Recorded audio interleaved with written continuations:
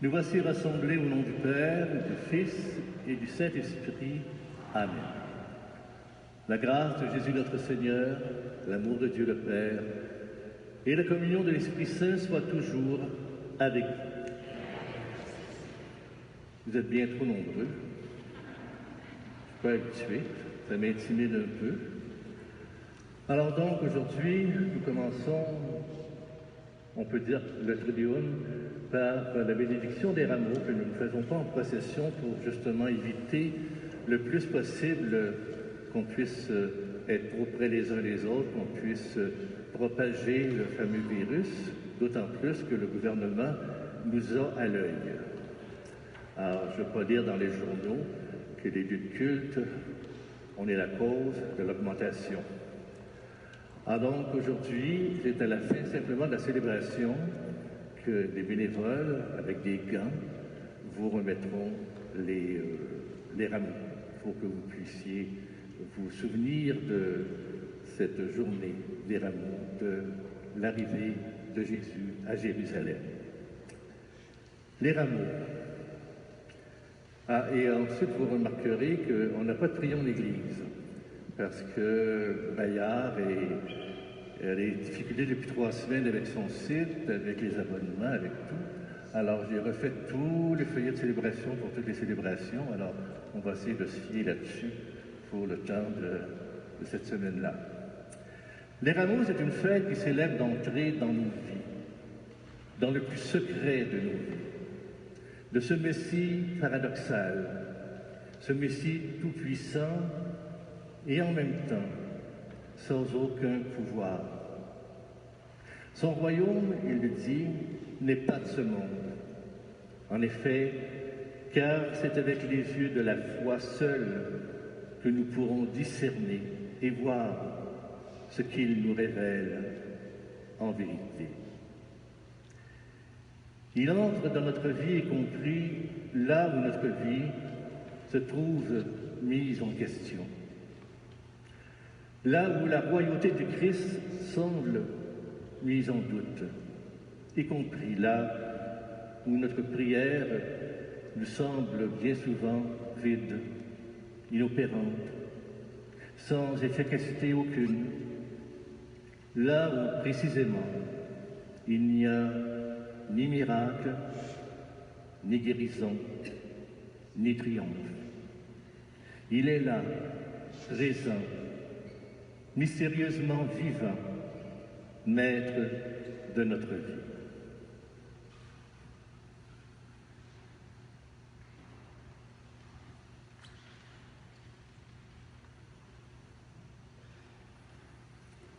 Dieu Tout-Puissant, daigne bénir ces rameaux. Accorde-nous d'entrer avec lui dans la Jérusalem éternelle, lui qui vit et règne avec toi, dans l'unité du Saint-Esprit, maintenant et pour les siècles des siècles. Amen.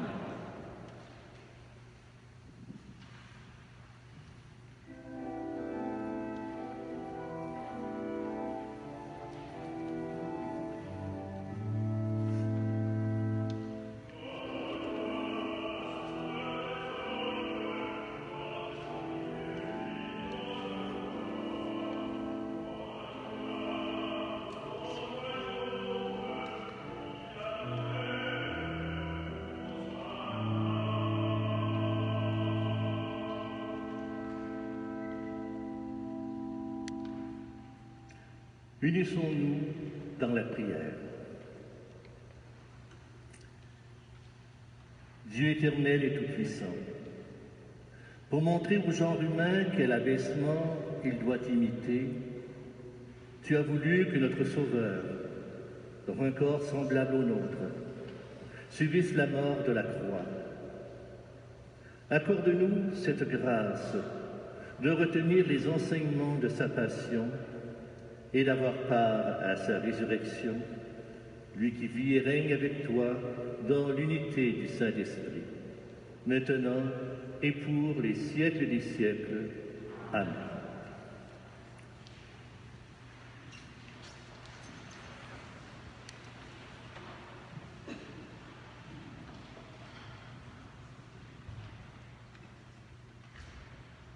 Où Jésus a-t-il trouvé les orientations pour sa mission jusque dans sa passion?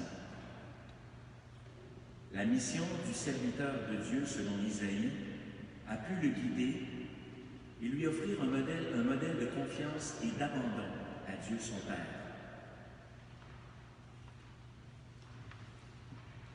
Extrait du livre du prophète Isaïe. Le Seigneur, mon Dieu, m'a donné le langage des disciples pour que je puisse, d'une parole, soutenir celui qui est épuisé. Chaque matin, il éveille mon oreille pour qu'en disciple, j'écoute. Le Seigneur, mon Dieu, m'a ouvert l'oreille et moi, je ne me suis pas révoltée, je ne me suis pas dérobée. J'ai présenté mon dos à ceux qui me frappaient et mes joues à ceux qui m'arrachaient la barbe. Je n'ai pas caché ma face devant les outrages et les crachats. Le Seigneur, mon Dieu, vient à mon secours. C'est pourquoi je ne suis pas atteint par les outrages. C'est pourquoi j'ai rendu ma face dure comme pierre. Je sais que je ne serai pas confondue. Parole du Seigneur.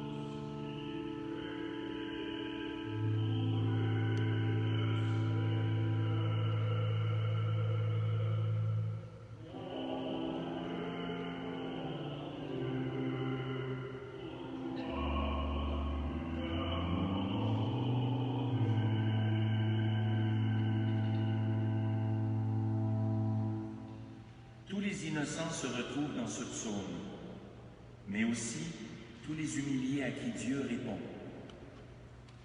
Jésus a prié ce psaume sur la croix, dernier acte d'espérance, dernier signe de solidarité avec l'humanité souffrante.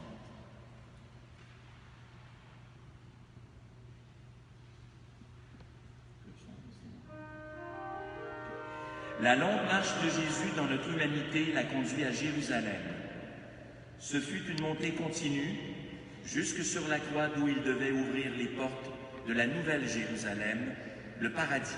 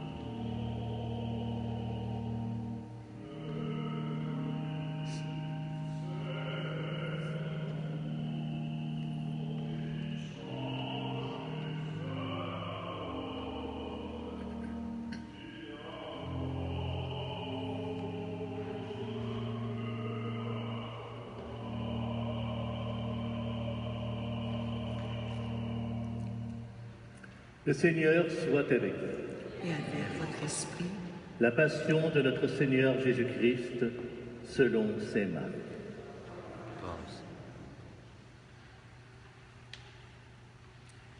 La fête de la Pâque et des pains sans levain allait avoir lieu 2 jours après. Les grands prêtres et les scribes cherchaient comment arrêter Jésus par ruse pour le faire mourir, car ils se disaient « Pas en pleine fête, pour éviter les troubles dans le peuple. » Jésus se trouvait à Béthanie, dans la maison de Simon le lépreux. Pendant qu'il était à table, une femme entra, avec un flacon d'albâtre, contenant un parfum très pur et de grande valeur. Brisant le flacon, elle lui versa le parfum sur la tête.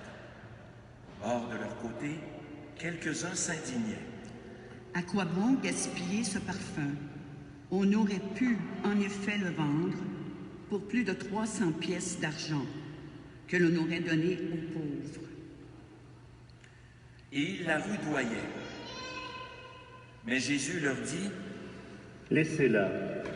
Pourquoi la tourmenter? Il est beau le geste qu'elle a fait envers moi. Les pauvres, vous en aurez toujours avec vous. Et quand vous le voulez, vous pouvez leur faire du bien. Mais moi, vous ne m'avez pas pour toujours. Ce qu'elle pouvait faire, elle l'a fait. D'avance, elle a parfumé mon corps et mon ensevelissement. Amen, je vous le dis. Partout où l'Évangile sera proclamé, dans le monde entier, on racontera en souvenir d'elle ce qu'elle vient de faire. » Judas Iscariote, l'un des 12, alla trouver les grands prêtres pour leur livrer Jésus. À cette nouvelle, ils se réjouirent et promirent de lui donner de l'argent. Et Judas cherchait comment le livrer au moment favorable. Le premier jour de la fête des pains sans levain, où l'on immolait l'agneau pascal, les disciples de Jésus lui disent « Où veux-tu que nous allions faire les préparatifs pour que tu manges la Pâque? » Il envoie 2 de ses disciples en leur disant « Allez à la ville. Un homme portant une cruche d'eau viendra à votre rencontre. Suivez-le, et là où il entrera, dites au propriétaire, « Le maître te fait dire, où est la salle où je pourrai manger la Pâque avec mes disciples? Il vous indiquera à l'étage une grande pièce aménagée et prête pour un repas. Faites-y pour nous les préparatifs. » Les disciples partirent, allèrent à la ville, ils trouvèrent tout comme Jésus leur avait dit, et ils préparèrent la Pâque. Le soir venu, Jésus arrive avec les 12. Pendant qu'ils étaient à table et mangeaient, Jésus déclara « Amen, je vous le dis, l'un de vous qui mange avec moi va me livrer. » Ils devinrent tous tristes, et l'un après l'autre, ils lui demandaient « Serait-ce moi? » Il leur dit « C'est l'un des 12, celui qui est en train de se servir avec moi dans le plat. Le Fils de l'homme s'en va, comme il est écrit à son sujet. Mais malheureux celui par qui le Fils de l'homme est livré. Il vaudrait mieux pour lui qu'il ne soit pas né, cet homme-là. » Pendant le repas, Jésus, ayant pris du pain et prononcé la bénédiction, le rompit, le leur donna et dit « Prenez, ceci est mon corps. » Puis, ayant pris une coupe et ayant rendu grâce, il la leur donna. Ils en burent tous, et il leur dit « Ceci est mon sang, le sang de l'Alliance, versé pour la multitude. Amen, je vous le dis, je ne boirai plus du fruit de la vigne jusqu'au jour où je le boirai nouveau dans le royaume de Dieu. » Après avoir chanté les psaumes, ils partirent pour le mont des Oliviers. Jésus leur dit « Vous allez tous être exposés à tomber, car il est écrit « Je frapperai le berger et les brebis seront dispersées. Mais une fois ressuscité, je vous précéderai en Galilée. » Pierre lui dit alors, « Même si tous viennent à tomber, moi je ne tomberai pas. » Jésus lui répond, « Amen, je te le dis. Toi, aujourd'hui, cette nuit même, avant que le coq chante 2 fois, tu m'auras renié 3 fois. » Mais lui reprenait de plus belle. « Même si je dois mourir avec toi, je ne te renierai pas. » Et tous en disaient autant. Ils parviennent à un domaine appelé Gethsémani. Jésus dit à ses disciples, « Asseyez-vous ici pendant que je vais prier. » Puis, il emmène avec lui Pierre, Jacques et Jean et commence à ressentir frayeur et angoisse. Il leur dit, « Mon âme triste à en mourir. Restez ici et veillez. » Allant un peu plus loin, il tombait à terre et priait pour que, s'il était possible, cette heure s'éloigne de lui.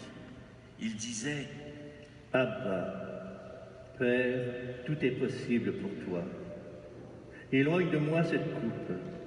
Cependant, non pas ce que moi je veux, mais ce que toi tu veux. » Puis, il revient et trouve les disciples endormis. Il dit à Pierre, « Simon, tu dors. Tu n'as pas eu la force de veiller seulement 1 heure. Veillez et priez pour ne pas entrer en tentation. L'esprit est ardent, mais la chair est faible. » De nouveau, il s'éloigna et pria, en répétant les mêmes paroles. Et de nouveau, il vint près des disciples qu'il trouva endormis, car leurs yeux étaient alourdis de sommeil. Et eux ne savaient que lui répondre. Une 3e fois, il revint et leur dit, « Désormais, vous pouvez dormir et vous reposer. C'est fait, l'heure est venue. Voici que le Fils de l'homme est livré aux mains des pécheurs. Levez-vous, allons. Voici qu'il est proche, celui qui me livre. » Jésus parlait encore quand Judas, l'un des 12, arriva, et avec lui une foule armée d'épées et de bâtons, envoyés par les grands prêtres, les scribes et les anciens. Or, celui qui le livrait leur avait donné un signe convenu. « Celui que j'embrasserai, c'est lui. Arrêtez-le et amenez-le sous bonne garde. » À peine arrivé, Judas, s'approchant de Jésus, lui dit, « Rabbi. » Et il l'embrassa. Les autres mirent la main sur lui et l'arrêtèrent. Or, un de ceux qui étaient là tira son épée, frappa le serviteur du grand prêtre et lui trancha l'oreille. Alors Jésus leur déclara, « Suis-je donc un bandit pour que vous soyez venus vous saisir de moi avec des épées et des bâtons? Chaque jour, j'étais auprès de vous dans le temple, en train d'enseigner, et vous ne m'avez pas arrêté. Mais c'est pour que les Écritures s'accomplissent. » Les disciples l'abandonnèrent et s'enfuirent tous. Or, un jeune homme suivait Jésus. Il n'avait pour tout vêtement qu'un drap. On essaya de l'arrêter, mais lui, lâchant le drap, s'enfuit tout nu. Ils emmenèrent Jésus chez le grand prêtre. Ils se rassemblèrent tous, les grands prêtres, les anciens et les scribes. Pierre avait suivi Jésus à distance, jusqu'à l'intérieur du palais du grand prêtre. Et là, assis avec les gardes, il se chauffait près du feu. Les grands prêtres et tout le conseil suprême cherchaient un témoignage contre Jésus pour le faire mettre à mort, et ils n'en trouvaient pas. De fait, beaucoup portaient de faux témoignages contre Jésus, et ces témoignages ne concordaient pas. Quelques-uns se levèrent pour porter contre lui ce faux témoignage. « Nous l'avons entendu dire, je détruirai ce sanctuaire fait de main d'homme, et en 3 jours j'en rebâtirai un autre, qui ne sera pas fait de main d'homme. » Et même sur ce point, leur témoignage n'était pas concordant. Alors s'étant levé, le grand prêtre, devant tous, interrogea Jésus. Tu ne réponds rien? Que dis-tu des témoignages qu'ils portent contre toi? Mais lui gardait le silence et ne répondait rien. Le grand prêtre l'interrogea de nouveau. Es-tu le Christ, le Fils du Dieu béni? Jésus lui dit, Je le suis, et vous verrez le Fils de l'homme siéger à la droite du Tout-Puissant et venir parmi les nuées du ciel. alors le grand prêtre déchire ses vêtements et dit, Pourquoi nous faut-il encore des témoins? Vous avez entendu le blasphème. Qu'en pensez-vous? tous prononcèrent qu'il méritait la mort. Quelques-uns se mirent à cracher sur lui, couvrirent son visage d'un voile et le giflèrent en disant, Fais le prophète. et les gardes lui donnèrent des coups. Comme Pierre était en bas dans la cour, arrive une des jeunes servantes du grand prêtre. Elle voit Pierre qui se chauffe, le dévisage et lui dit, Toi aussi, tu étais avec Jésus de Nazareth. Pierre le nia. Je ne sais pas, je ne comprends pas de quoi tu parles. Puis, il sortit dans le vestibule au dehors. Alors, un coq chanta. La servante, ayant vu Pierre, se mit de nouveau à dire à ceux qui se trouvaient là, Celui-ci est l'un d'entre eux. de nouveau, Pierre le niait. Peu après, ceux qui se trouvaient là lui disaient à leur tour, Sûrement, tu es l'un d'entre eux. D'ailleurs, tu es galiléen. alors il se mit à protester violemment et à jurer. Je ne connais pas cet homme dont vous parlez. Et aussitôt, pour la seconde fois, un coq chanta. Alors Pierre se rappela ces paroles que Jésus lui avait dites. Avant que le coq chante 2 fois, tu m'auras renié 3 fois. Il fondit en larmes. Dès le matin, les grands prêtres convoquèrent les anciens et les scribes et tout le conseil suprême. Puis, après avoir ligoté Jésus, ils l'emmenèrent et le livrèrent à Pilate. Celui-ci l'interrogea. Es-tu le roi des Juifs?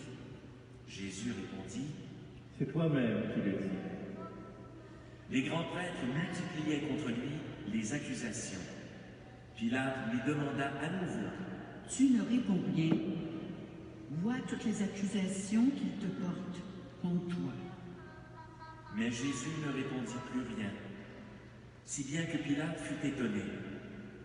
À chaque fête, il relâchait un prisonnier, celui qu'il demandait. Or, il y avait en prison un dénommé Barabbas, arrêté avec ses émeutiers pour un meurtre qu'il avait commis lors de l'émeute. La foule monta donc chez Pilate et se mit à demander ce qu'il leur accordait d'habitude. Pilate leur répondit, Voulez-vous que je vous relâche, le roi des Juifs? il se rendait bien compte que c'était par jalousie que les grands prêtres l'avaient livré. Ces derniers soulevèrent la foule pour qu'il leur relâche plutôt Barabbas. Et comme Pilate reprenait, Que voulez-vous donc que je fasse de celui que vous avez appelé le roi des Juifs? de nouveau, ils crièrent. Crucifie-le. Pilate leur disait, Qu'a-t-il donc fait de mal? mais ils crièrent encore plus fort. Crucifie-le. Pilate, voulant contenter la foule, relâcha Barabbas, et après avoir fait flageller Jésus, il le livra pour qu'il soit crucifié. Les soldats l'emmenèrent à l'intérieur du palais, c'est-à-dire dans le prétoire.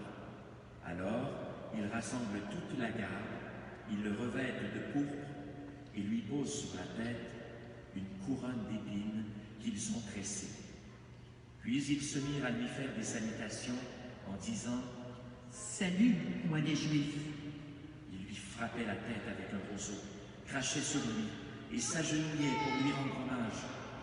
Quand ils se furent bien moqués de lui, ils lui enlevèrent le manteau de pourpre et lui remirent ses vêtements.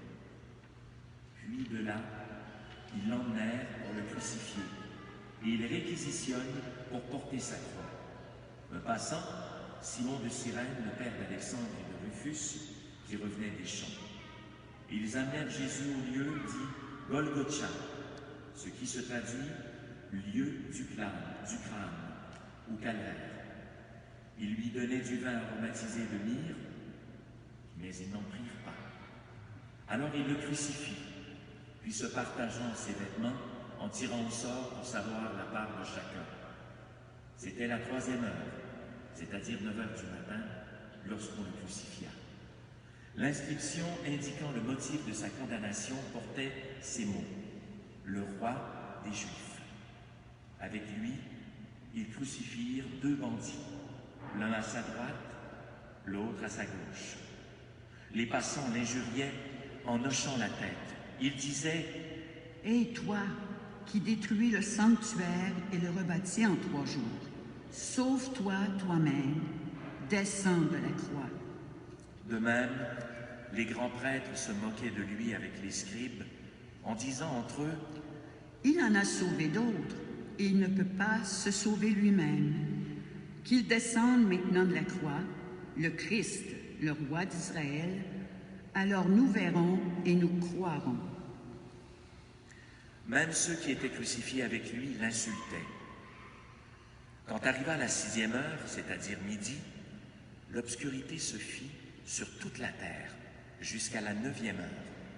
Et à la 9e heure, Jésus cria d'une voix forte. « Eloi, Eloi, lema sabachthani » Ce qui se traduit « Mon Dieu, pourquoi m'as-tu abandonné ?» L'ayant entendu, quelques-uns de ceux qui étaient là disaient « Voilà qu'il appelle le prophète Élie. » L'un d'eux courut tremper une éponge dans une boisson vinaigrée. Il la mit au bout d'un roseau. Il lui donnait à boire en disant « Attendez, nous verrons bien si Élie vient le descendre de là. » Mais Jésus, poussant un grand cri, expira. Le rideau du sanctuaire se déchira en 2, depuis le haut jusqu'en bas. Le centurion qui était là en face de Jésus, voyant comment il avait expiré, déclara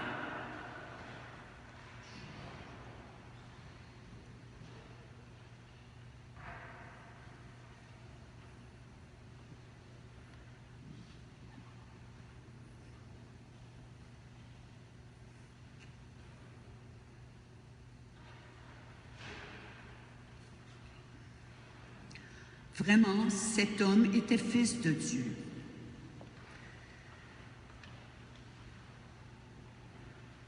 Il y avait aussi des femmes qui observaient de loin, et parmi elles, Marie-Madeleine, Marie, mère de Jacques le Petit, et de José et Salomé, qui suivaient Jésus et le servaient quand il était en Galilée, et encore beaucoup d'autres qui étaient montés avec lui à Jérusalem. Déjà, il se faisait tard. Or, comme c'était le jour de la préparation qui précède le Shabbat, Joseph d'Arimathie intervint. C'était un homme influent, membre du conseil, et il attendait lui aussi le règne de Dieu. Il eut l'audace d'aller chez Pilate pour demander le corps de Jésus. Pilate s'étonna qu'il soit déjà mort. Il fit appeler le centurion et l'interrogea pour savoir si Jésus était mort depuis longtemps. Sur le rapport du centurion, il permit à Joseph de prendre le corps. Alors Joseph acheta un linceul. Il descendit Jésus de la croix, l'enveloppa dans le linceul et le déposa dans un tombeau qui était creusé dans le roc. Puis, il roula une pierre contre l'entrée du tombeau. Or, Marie-Madeleine et Marie, mère de José, observaient l'endroit où l'on l'avait mis. Acclamons la parole de Dieu. Louange à toi, Seigneur Jésus.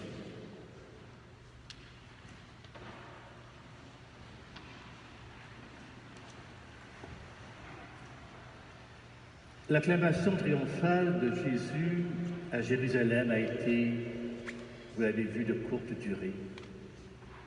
Sous la pression des hauts dignitaires civils et religieux, La peur a fini par l'emporter sur le zèle et sur l'action de grâce. Jésus, comme l'a prophétisé Isaïe, abandonné de tous, s'est laissé livrer, présentant son dos à ceux qui le frappaient, et ne protégeant pas son visage des outrages et des crachats. Il s'est abaissé, devenant obéissant jusqu'à la mort, et la mort de la croix. 3 heures de terrible agonie où les ténèbres semblent triompher. Mais non, les cœurs s'ouvrent. Jésus avait dit, « Si mes disciples se taisent, les pierres crieront. » Les cœurs de pierre crieront et s'ouvriront, car élevés de terre, j'attirerai tous les hommes à moi. Il y a des moments dans la vie où les ténèbres semblent l'emporter, où la dureté des épreuves met notre foi en difficulté.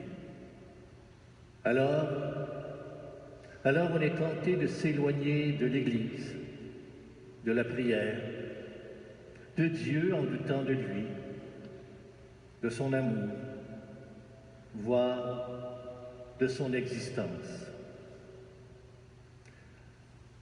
L'aveu du centurion et de tous ces témoins du drame qui se frappent la poitrine nous révèle qu'il y a un remède. Il y a un remède au doute. Contempler Jésus sur la croix. Contempler ce qu'il a souffert par amour pour nous. Dire qu'il a souffert par amour n'est pas un vain mot, puisqu'il est crucifié entre 2 malfaiteurs. Et au larron qui se tourne vers lui avec humilité, il promet qu'il sera avec lui au paradis aujourd'hui même. Et devant ses bourreaux, et nous savons qu'ils appartiennent à toutes les générations de l'histoire et que nous sommes du nombre.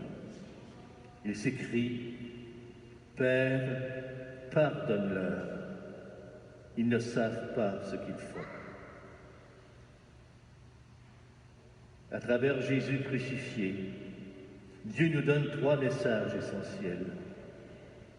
Tout d'abord, en ce monde, la souffrance est incontournable, puisque même le Fils de Dieu, sans péché, l'endurit plus que tous.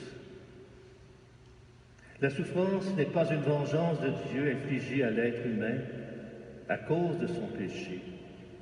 Elle est une perte de qualité de vie, conséquence du péché du monde. Mais à la suite du Christ, nous pouvons alléger notre fardeau et transformer en amour rédempteur. La croix est douloureuse et toujours scandaleuse. Mais unie au Christ crucifié, elle devient bonne, elle devient salutaire, non seulement pour nous, mais pour tous ceux et celles pour qui nous prions. Elle nous purifie, elle nous ouvre le ciel. Quand elle se fait pesante, il faut alors se rappeler qu'à ses pieds se tient Marie. Il faut la prendre chez nous, comme fait l'apôtre Jean. Nous pouvons être à la messe comme l'apôtre Jean était au pied de la croix, avec Marie. Car la messe, c'est ni plus ni moins le calvaire rendu présent, disait Padre Pio. Plus nous y participons avec cœur, avec amour et fidèlement avec Marie, plus nous ressemblons aux disciples que Jésus aimait, et plus nos souffrances deviennent paisibles, légères à porter, parce qu'il les porte avec nous et qu'il nous console tous les deux, Jésus et sa mère. Et comme le disait le curé d'Ars, Celui qui aura souffert et combattu pour le Christ brillera comme un soleil.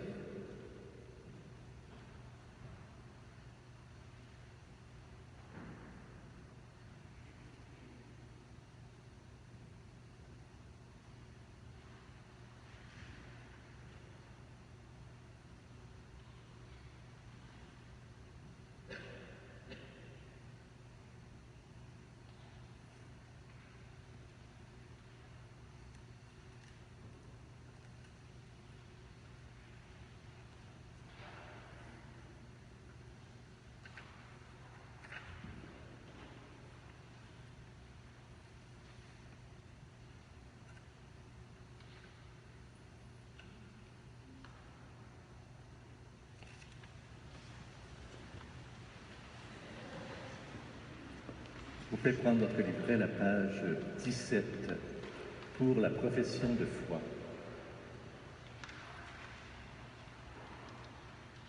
Redisons notre foi en Dieu qui tend la main pour nous offrir le salut par Jésus son Fils, qui s'est abaissé en devenant obéissant jusqu'à mourir sur une croix. Nous le proclamons, il est le Seigneur pour la gloire de Dieu le Père. Je vous invite donc à répondre, nous croyons. Croyez-vous en Dieu créateur, si soucieux d'humanité qu'il veut le bonheur de tous les humains? Croyez-vous en Dieu libérateur, le Père de Jésus et le nôtre, si versé du côté de l'être humain qui se rend présent jusque dans l'injustice pour le salut du monde? Croyez-vous en Dieu le Fils, qui s'est engagé au point de prendre sur lui la souffrance et la détresse humaine, et de donner sa vie pour le royaume, et dont la puissance de vie éclate dans la faiblesse de la croix? Croyez-vous en l'Esprit, qui est la présence libératrice de Dieu à toute souffrance humaine, et en l'Église qui est la communauté de ceux et de celles qui ne cessent de faire mémoire de la passion du Christ? Croyez-vous à la victoire définitive de la vie sur la mort et du bien sur le mal, à l'avènement plénier du règne de Dieu? Telle est notre foi, en qui nous sommes fiers de proclamer en ce jour où nous suivons le serviteur sur le chemin de la passion. Toute vie humaine peut être relevée et transformée par l'exemple de Jésus. Voilà pourquoi nous élargissons notre prière pour y inclure la multitude des besoins et des espoirs des femmes et des hommes de notre temps. Seigneur, illumine notre route. Prions pour les personnes qui répondent à l'appel de Jésus en le suivant sur le chemin du service des autres. Seigneur, illumine notre route. Prions pour les responsables élus de notre État, afin que le souci du bien commun les inspire continuellement à la manière de Jésus. Seigneur, illumine notre route. Prions pour les enfants et les adultes qui se préparent à recevoir le baptême en adhérant à l'enseignement de Jésus dans leurs engagements quotidiens. Seigneur, illumine notre route. Prions pour les gens qui accompagnent les catéchumènes afin que leur passion inspire ceux et celles qui se préparent à franchir le seuil de la foi. Seigneur, illumine notre route.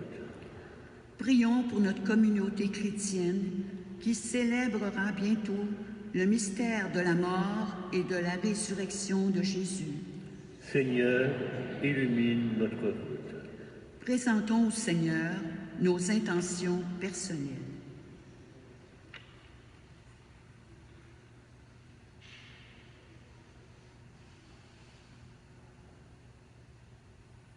Seigneur, illumine notre route. Dieu notre Père entend nos prières en ce jour où nous entrons dans la grande semaine, tout illuminés de ta présence. Que nos mots et nos actions soient à la hauteur de la sainteté de ton Fils Jésus. Nous te le demandons par ce même Jésus le Christ, notre Seigneur. Amen.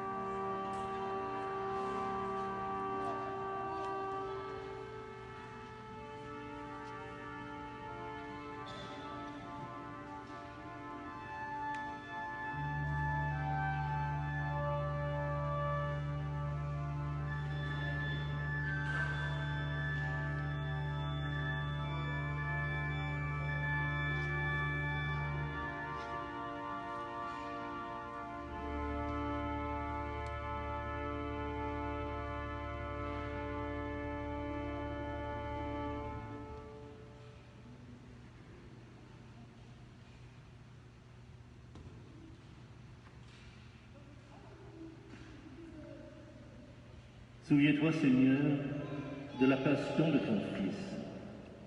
Ne tarde pas à nous réconcilier avec toi.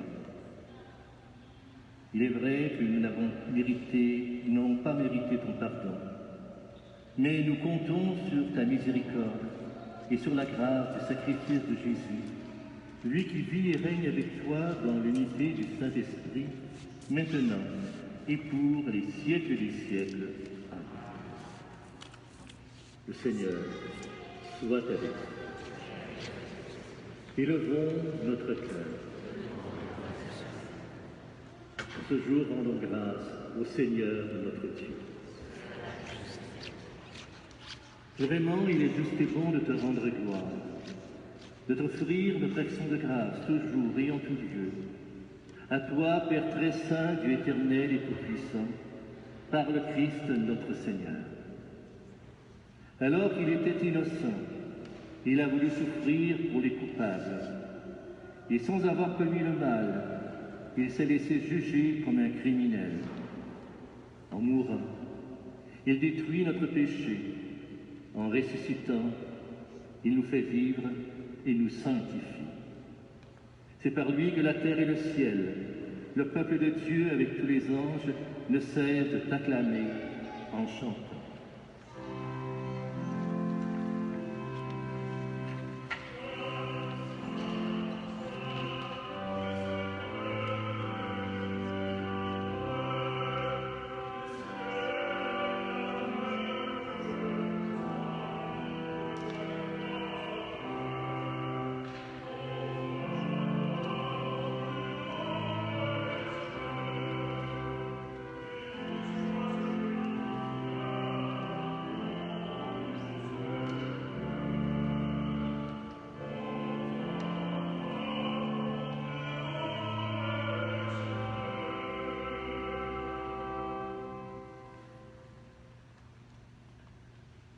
toi qui es vraiment saint, toi qui es la source de toute sainteté, en ce premier jour de la semaine où nous célébrons le jour de la résurrection, nous te prions. Sanctifie ces offrandes en répandant sur elles ton esprit. Elles deviennent ainsi le corps et le sang de Jésus le Christ, notre frère et Seigneur. Au moment d'être livré et d'entrer librement dans sa passion, Jésus prit du pain. En te rendant grâce, il le bénit, il le rompit, et il le donna à ses disciples en disant, « Prenez et mangez-en tous, ceci est mon corps livré pour vous. »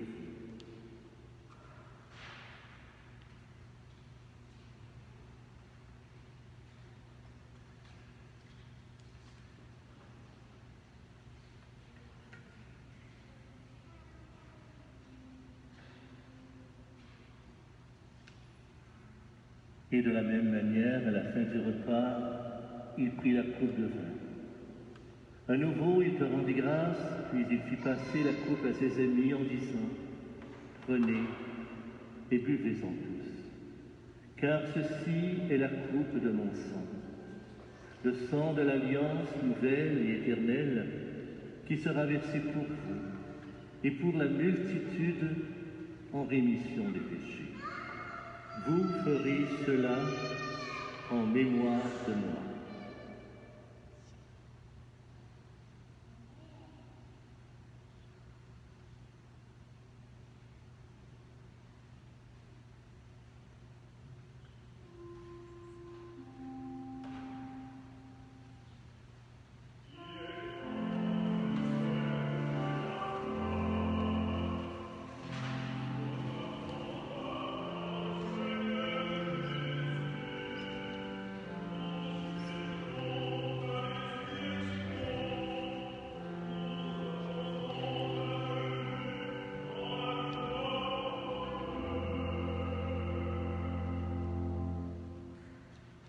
Faisant ici mémoire de la mort et de la résurrection de ton Fils, nous t'offrons, Seigneur, le pain de la vie et la coupe du salut. Et nous te rendons grâce car tu nous as choisis pour vivre et servir en ta présence.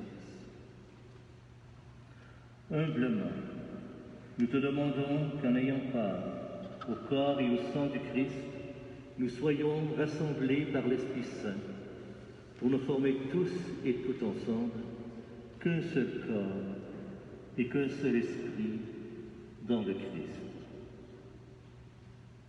Souviens-toi, Seigneur, de ton Église répandue à travers le monde. Fais-la grandir dans la foi et la charité avec notre pape François, notre frère évêque Christian, ainsi que tous les hommes et femmes qui travaillent bénévolement au service de nos communautés chrétiennes de l'Église de Montréal. Souviens-toi aussi, Seigneur, de nos frères et de nos sœurs qui se sont endormis dans l'espérance de la résurrection, de tous les hommes et femmes qui ont quitté cette vie. Et en ce jour, nous pensons plus particulièrement au Père Pierre Goulet, à M. François Gélina, à Madame Thérèse Paretti.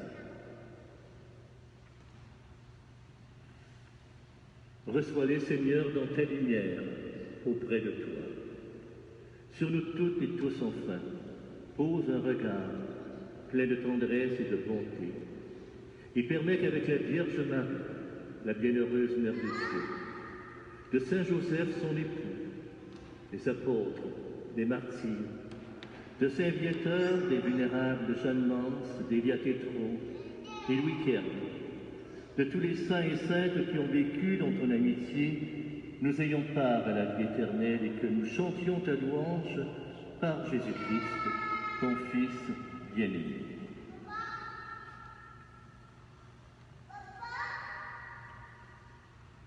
Par lui, avec lui et en lui. À toi, Dieu le Père Tout-Puissant, dans l'unité du Saint-Esprit, tout honneur et toute gloire pour les siècles des siècles. Amen.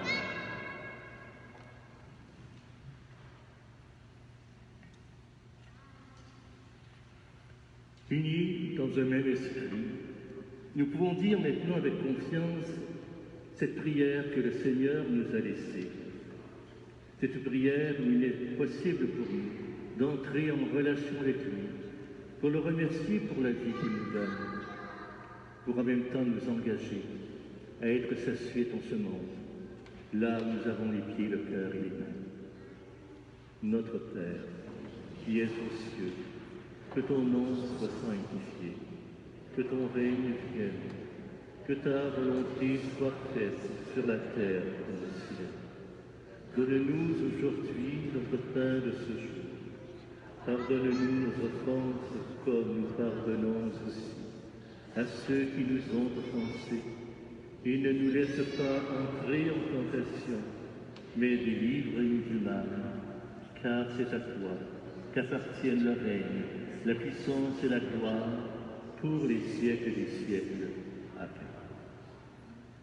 Seigneur Jésus-Christ, tu as dit à tes apôtres, je vous laisse la paix, je vous donne la paix. Ne regarde pas les erreurs de ton Église, les erreurs de ce monde, les souffrances, les guerres, les violences, les abus de toutes sortes. Mais aide-nous à être chacun et chacune de nous des témoins fidèles, debout, pour annoncer ton monde de justice, de paix et d'amour.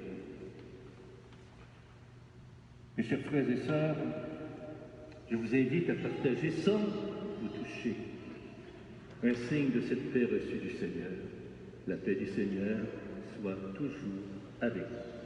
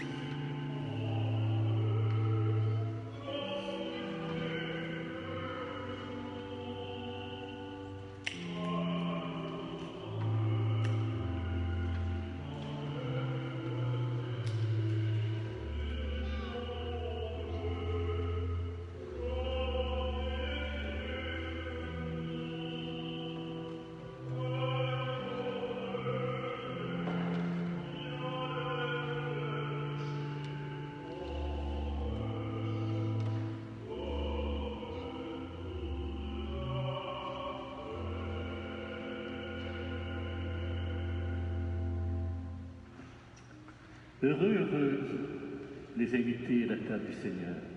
Voici l'agneau de Dieu qui enlève le mal de ce monde. Seigneur, je ne suis pas digne de te recevoir, mais dis seulement une parole et je serai guéri. Que le corps de Christ nous garde pour la vie éternelle. Amen.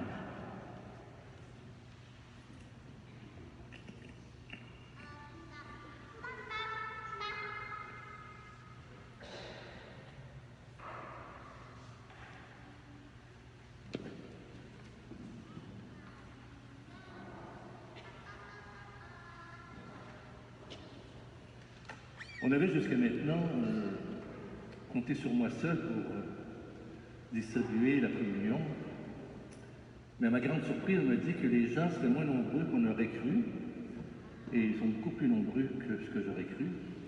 Alors j'ai demandé à Myriam qu'elle m'accompagne, alors nous serons deux en avant, et vous retournez par les bancs comme ça. Alors donc, ça veut dire que vous vous emmenez comme ça, et la même chose de l'autre côté. Alors on tournoie comme ça nous fait une belle danse pour cette journée.